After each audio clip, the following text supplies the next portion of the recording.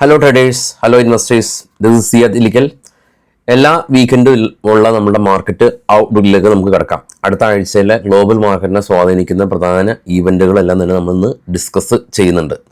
കഴിഞ്ഞ ആഴ്ചയിലേക്ക് നമ്മൾ നോക്കുകയാണെങ്കിൽ നിഫ്റ്റി ഏകദേശം ഒരു 150 പോയിന്റിൽ താഴെ മാത്രമാണ് വീക്കിലി അടിസ്ഥാനത്തിൽ ക്ലോസ് നടത്തിയത്. 25,000 ആണ് നിഫ്റ്റി കഴിഞ്ഞ തിങ്കളാഴ്ച ഓപ്പൺ ആയിരുന്നത്. നിഫ്റ്റിയുടെ ക്ലോസ് 24,850. അതീവ വോളറ്റീലായിട്ടുള്ളൊരു മാർക്കറ്റാണ് ഉണ്ടായിരുന്നത്. എങ്കിലും കഴിഞ്ഞ വെള്ളിയാഴ്ച ദിവസം മാർക്കറ്റ് തിരികെ കയറിയതാണ് മാർക്കറ്റ് വീക്കിലി അടിസ്ഥാനത്തിൽ മൈനർ കട്ടോട് കൂടിയിട്ട് ക്ലോസ് ചെയ്യാനായിട്ട് സാധിച്ചത്. അപ്പോൾ എപ്പോഴും ഇപ്പോൾ മാർക്കറ്റിന് വളരെയധികം സപ്പോർട്ട് ചെയ്ത് നിൽക്കുന്നത് FIs ആയതുകൊണ്ട് FIs ബൈയിങ് ചെയ്യണമെന്ന് തീരുമാനിച്ചാൽ മാർക്കറ്റ് മുകളിലേക്ക് പോകുന്ന ഒരവസ്ഥയാണുള്ളത്. മാർക്കറ്റിനെ പരിപൂർണമായിട്ടും FIs-ഉം DIs-ഉം ആണ് അവരാണ് ഇപ്പോൾ പൂർണ്ണമായിട്ടും കൺട്രോൾ ചെയ്യുന്നത്. അവരുടെ ആ ഒരു വിഷൻ അനുസരിച്ച് മാർക്കറ്റ് മുന്നോട്ട് പോകും. FIs-ൻ്റെ ആക്ടിവിറ്റീസ് നമുക്കൊന്ന് കണ്ടുവരാം, DIs-ൻ്റെയും കാരണം. FIs ഇന്ത്യൻ മാർക്കറ്റിൽ കഴിഞ്ഞ വെള്ളിയാഴ്ച 1,794 കോടി രൂപ ബൈയിങ് നടത്തി. വെള്ളിയാഴ്ച, വ്യാഴാഴ്ച സെല്ലേഴ്സ് ആയിരുന്നു, വ്യാഴാഴ്ച മാർക്കറ്റ് ഇടിഞ്ഞു. ചൊവ്വാഴ്ച ബയേഴ്സ് ആയിരുന്നു, മാർക്കറ്റ് കയറിയിരുന്നു. തിങ്കളാഴ്ച 10,000 കോടി രൂപ, ചൊവ്വാഴ്ച 525 കോടി രൂപയുടെ സെല്ല് നടത്തി FIs. DIs എല്ലാ ദിവസവും ബയേഴ്സ് ആയിരുന്നു എക്സെപ്റ്റ് മൺഡേ 237 കോടി രൂപയുടെ സെല്ല് നടത്തി. ബാക്കിയുള്ള എല്ലാ ദിവസവും അവർ ബയേഴ്സ് ആയിരുന്നു.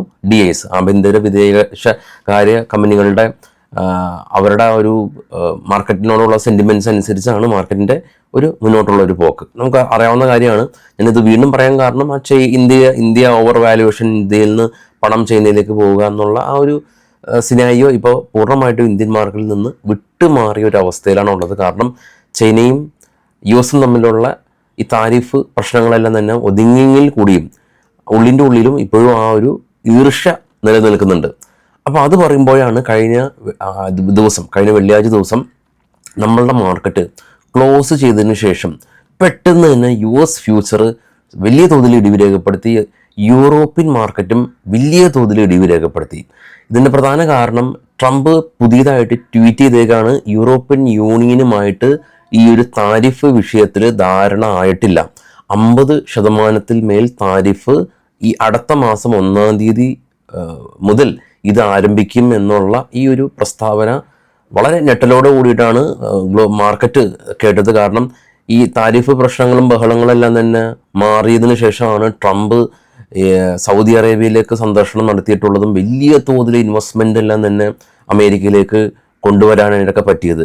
അപ്പം അതിനുശേഷം വീണ്ടും താരിഫ് പ്രശ്നങ്ങളൊക്കെ തുടങ്ങി. അത് റിയാക്ട് ചെയ്യപ്പെട്ടിട്ടുണ്ട് ഗ്ലോബൽ മാർക്കറ്റിൽ. കണ്ടുവരാം ഗ്ലോബൽ മാർക്കറ്റ് ഏറ്റവും താഴെ US വിക്സ് സ്പൈക്ക് ചെയ്ത് 10%, നാസ്ഡാക്ക് കാണാം 1% ഇടിഞ്ഞു, ഡോ കാണാം 0.5% ഇടിഞ്ഞു, FTSE UK മാർക്കറ്റ് ഇടിഞ്ഞു, CAC 40 ഫ്രാൻസ് മാർക്കറ്റ് 1.6% ഇടിഞ്ഞു, ഡാക്സ് ജർമ്മൻ മാർക്കറ്റ് 1.54% ഇടിവ് രേഖപ്പെടുത്തി.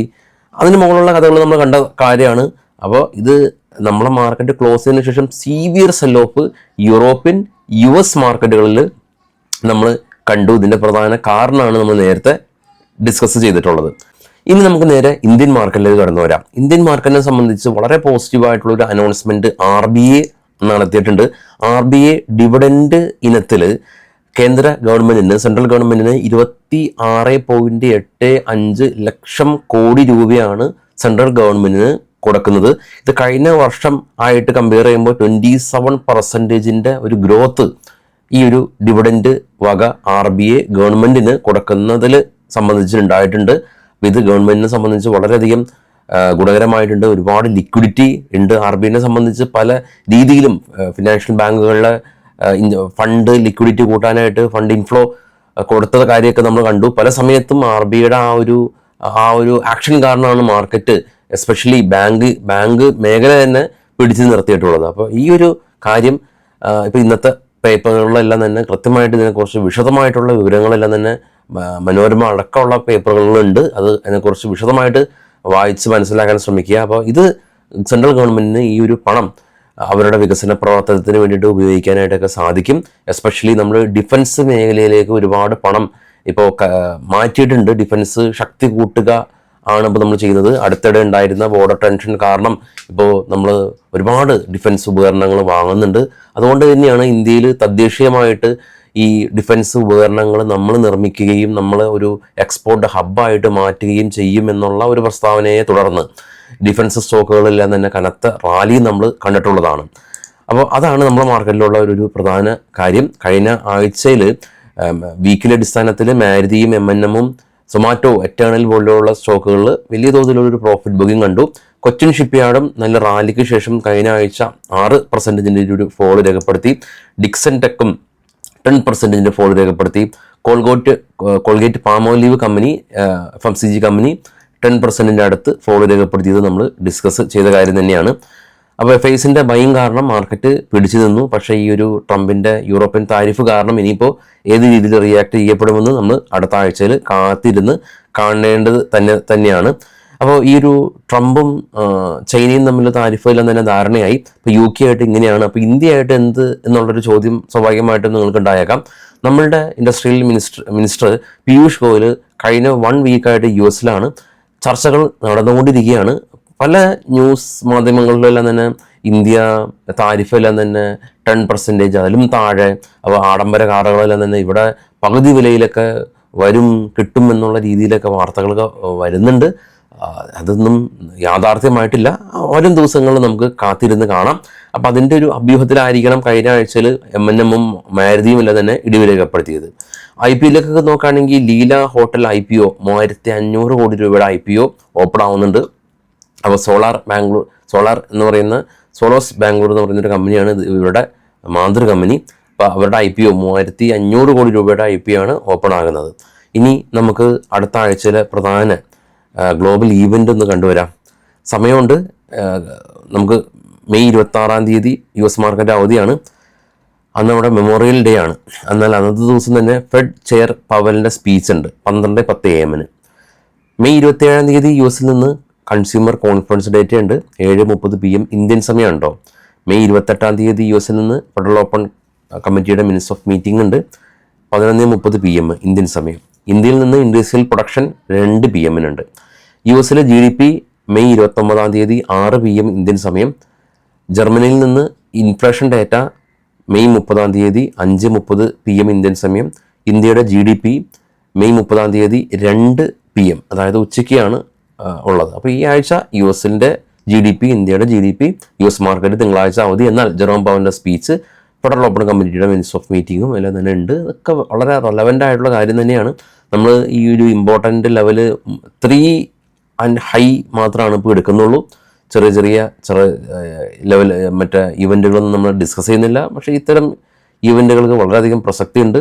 ഓക്കെ, നമ്മൾ ഒരു ഇവൻറ്റ് വിട്ടുപോയി, നമ്മൾ ക്രൂഡ് ഓയിൽ ഇൻവെൻട്രീസ് വിട്ടുപോയിട്ടുണ്ട്. അത് എല്ലാ ആഴ്ചയും ഉണ്ട്, നമുക്ക് ട്രേഡ് ചെയ്യുന്ന ആളുകൾക്ക് അറിയാം. അപ്പോൾ ഇതാണ് ഗ്ലോബലി ഉള്ള കാര്യങ്ങൾ. ഇനിയിപ്പോൾ ഡിവിഡൻ്റെ ഡീറ്റെയിൽസൊക്കെ നമ്മൾ കുറച്ച് മിസ്സിംഗ് ആണ്. അത് നമ്മുടെ വെബ്സൈറ്റിലുണ്ടാവും. വെബ്സൈറ്റിൻ്റെ ലിങ്ക് വീഡിയോയുടെ ഡിസ്ക്രിപ്ഷനിലുണ്ട്, ചെക്ക് ചെയ്യാം. ഇനി നമുക്ക് കുറച്ച് സ്റ്റോക്കുകളുടെ വാർത്തകളിലേക്ക് പോകാം. ബൈസെൽ റെക്കമെൻഡേഷൻ അല്ല, വാർത്തകൾ മാത്രമാണ്. ഫ്യൂച്ചർ ആൻഡ് ഓപ്ഷൻ്റെ ക്ലാസ് നാളെ നമ്മുടെ കൊച്ചിയിൽ വെച്ച് നടത്തുന്നുണ്ട്. അപ്പോൾ ഇന്നും ബുക്ക് ചെയ്യാൻ താല്പര്യമുള്ള ആളുകൾക്ക് ഫസ്റ്റ് കമൻറ്റിൽ നമ്പർ ഉണ്ട്. ഇനിയിപ്പോൾ വരാൻ പറ്റാത്ത ആളുകൾക്ക് ഓൺലൈനായിട്ട് ജോയിൻ ചെയ്യാം. അപ്പോൾ നമ്പറിൽ ഫസ്റ്റ് കമൻറ്റിൽ നമ്പർ പിൻ ചെയ്ത് വെച്ചിട്ടുണ്ട്. സ്റ്റോക്കുകളുടെ വാർത്തകളിലേക്ക് പോകാം. റാഡിക്കോ കൈത്താൻ കമ്പനി ബിവറേജ് കമ്പനിയാണ്. അവരുടെ പുതിയ പ്രീമിയം വിസ്കി 2 പുതിയ ബ്രാൻഡ് കമ്പനി ലോഞ്ച് ചെയ്യുന്നു എന്നുള്ള വാർത്ത. മദേസൻ സുമി കമ്പനി ഓട്ടോ കമ്പോണൻ്റ് കമ്പനിയായിട്ടുള്ള മെരേലി എന്ന് പറഞ്ഞ കമ്പനീനെ അക്യൂർ ചെയ്തു എന്നുള്ള ന്യൂസ് ഉണ്ട്. ഫിനോലെക്സ് ഇൻഡസ്ട്രീസ് കമ്പനി 161 കോടി രൂപയിൽ നിന്ന് 150 കോടി രൂപയിലേക്ക് പ്രോഫിറ്റ് സ്ലൈറ്റ്ലി കുറഞ്ഞു. ടൈംകൻ ഇന്ത്യ കമ്പനി 140 കോടി രൂപയിൽ നിന്ന് 187 കോടി രൂപയിലേക്ക് പ്രോഫിറ്റ് ഉയർത്തി. കമ്പനി 36 രൂപ ഡിവിഡൻഡ് കൊടുക്കുന്നുണ്ട്. അഗർവാൾ ഇൻഡസ്ട്രീസ് കമ്പനി 38 കോടി രൂപയിൽ നിന്ന് 30 കോടി രൂപയിലേക്ക് പ്രോഫിറ്റ് സ്ലൈറ്റ്ലി കുറഞ്ഞു. കമ്പനി 3 രൂപ 30 പൈസ ഡിവിഡൻഡ് കൊടുക്കുന്നുണ്ട്. ഗ്ലെൻമാർക്ക് ഫാർമ കമ്പനി ലോസ് ആയിരുന്നു. 1218 കോടി രൂപ ലോസിൽ നിന്ന് കമ്പനി ഇത്തവണ 4 കോടി രൂപ പ്രോഫിറ്റ് ആയിട്ടുണ്ട്. ആദിത്യ ബിർള ഫാഷൻ കമ്പനി 230 കോടി രൂപ ലോസ് ഉണ്ടായിരുന്ന കമ്പനിയാണ്. ഈ തവണ ലോസാണ്, പക്ഷേ ലോസ് കുറച്ച് കൊണ്ടുവന്നു. 16 കോടി രൂപ ലോസ് ഇത്തവണ. ഉറ്റം ഷുഗർ മിൽ കമ്പനി 42 കോടി രൂപയിൽ നിന്ന് 67 കോടി രൂപയിലേക്ക് പ്രോഫിറ്റ് ഉയർത്തി. കമ്പനി 2 രൂപ 50 പൈസ ഡിവിഡൻഡ് കൊടുക്കുന്നുണ്ട്. നാരായണ ഹൃദയാലയ കമ്പനി 191 കോടി രൂപയിൽ നിന്ന് 197 കോടി രൂപയിലേക്ക് പ്രോഫിറ്റ് ഉയർത്തി കമ്പനി 4 രൂപ 50 പൈസ ഡിവിഡൻഡ് കൊടുക്കുന്നുണ്ട്. ഗുജറാത്ത് നർമ്മദ കമ്പനി 130 നിന്ന് 210 കോടി രൂപയിലേക്ക് പ്രോഫിറ്റ് ഉയർത്തി കമ്പനി 18 രൂപ ഡിവിഡൻഡ് കൊടുക്കുന്നുണ്ട്.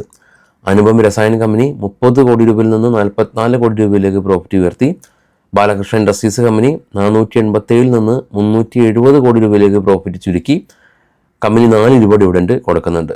ഗോപാൽ സ്നാക്സ് കമ്പനി 26 കോടി രൂപയിൽ നിന്ന് ഇത്തവണ 39 കോടി രൂപ ലോസാണ് കമ്പനി റിപ്പോർട്ട് ചെയ്തിട്ടുള്ളത്. ഇനി നമുക്ക് നാളെ അതായത് തിങ്കളാഴ്ച രാവിലെ പ്രീ മാർക്കറ്റ് റിപ്പോർട്ടായിട്ട് എത്താൻ ശ്രമിക്കാം. എല്ലാവർക്കും ശുഭ ദിനം നേരുന്നു, നല്ല വീക്കെൻഡ് നേരുന്നു. Thank you all.